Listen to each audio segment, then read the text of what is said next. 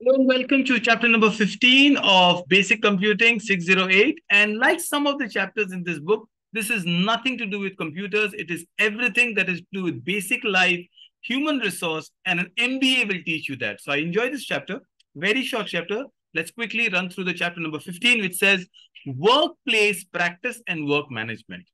What is a workplace? Any environment where people work to produce a product or a service is workplace. So you could be working, let's say, in a tourism field, and that's a workplace for you. You could be working in a Google or an IT company, that's a workplace. You could be making a product like a shoe, like a pen, that's a workplace. So an environment where people work to produce a product or a service is a workplace, and that's the definition we're talking about.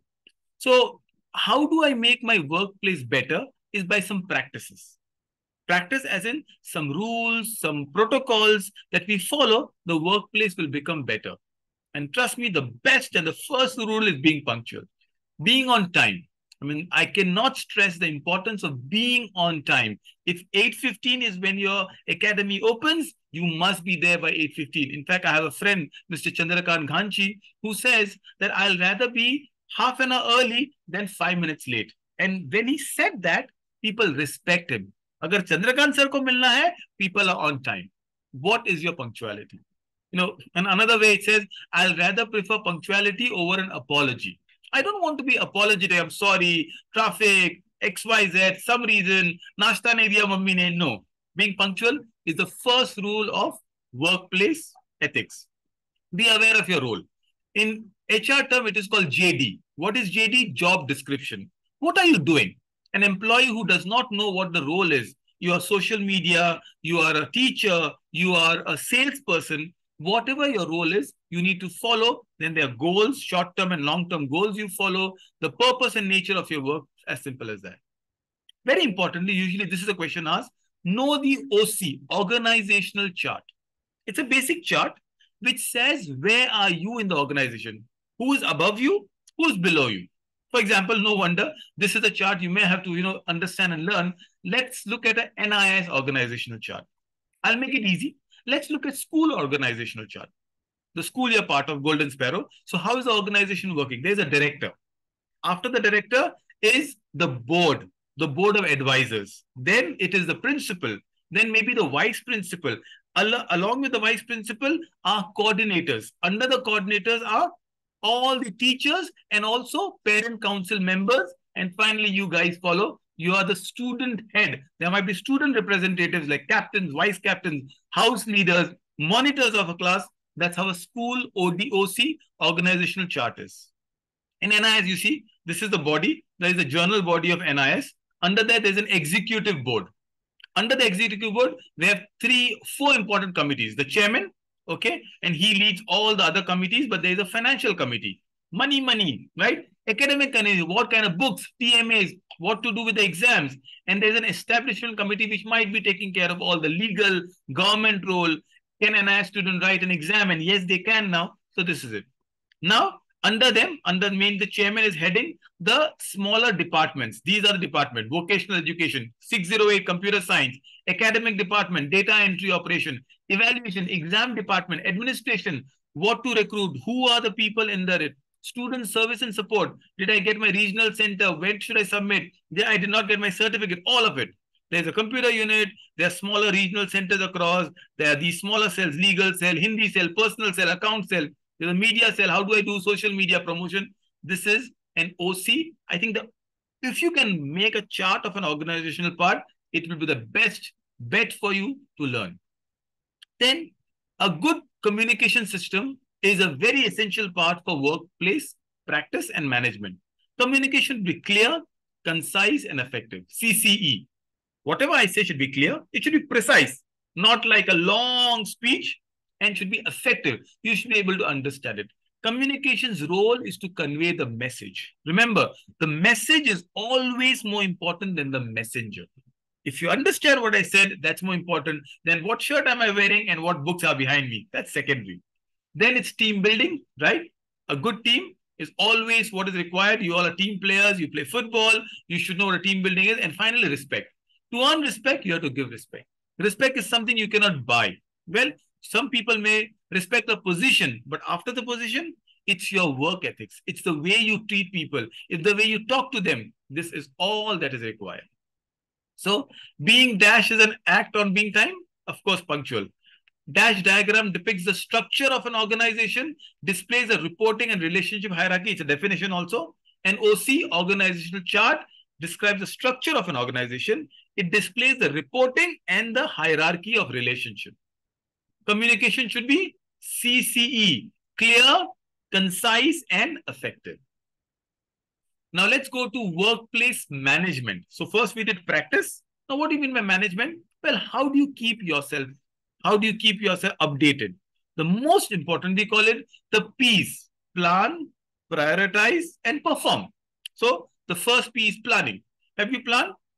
In English, there's a quote: if you have not planned to succeed, then plan to fail. It's all about planning, right?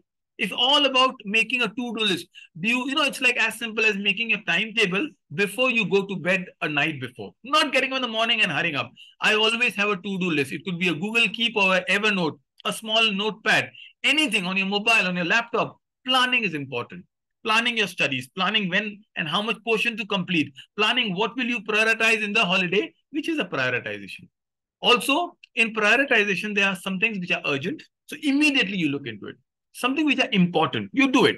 Something which can be delegated, I don't do it. I'll let someone else do it. And something that can be deleted, I don't have to look into it. It's a waste of time. Why worry about it? Somebody's gossiping. Somebody's talking about who's, interested in whom. All this is rubbish. Throw it away. Plan, prioritize.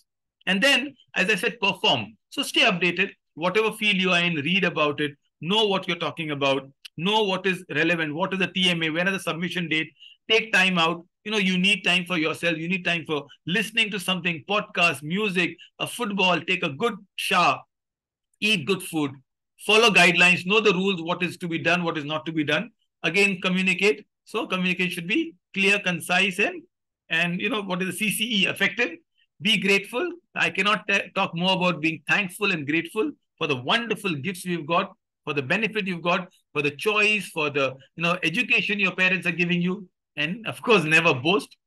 Pride comes before fall. They say that if you are, your money, your clothes, your travel, people actually only travel because they want to put something on Instagram. Well, I think it's very vain. Vanity leads to nothing.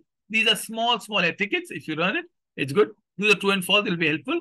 So taking short breaks can help stress manage. Absolutely. You can do everything without planning. No, completely wrong. You should express gratitude. Yes. They say, if you cannot thank people on earth, how will you thank Lord? And one of the ways to show your gratitude is be thankful to people on earth.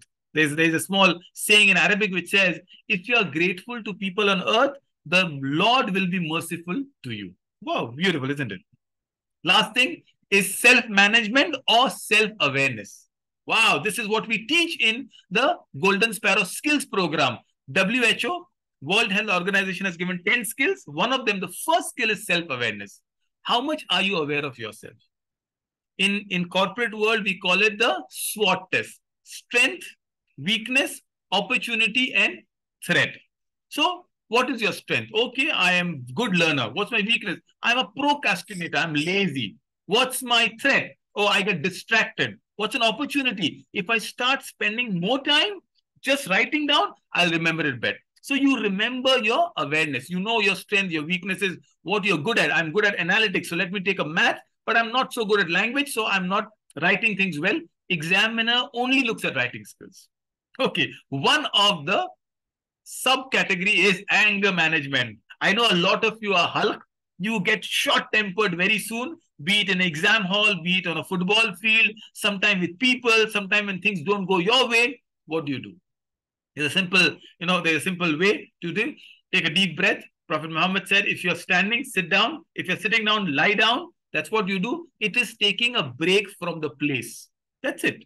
Anger management is very simple. Hulk is good, but only when you require to be angry. Anger is not bad, but how do you use it? So express yourself when you're in control. Don't react, respond.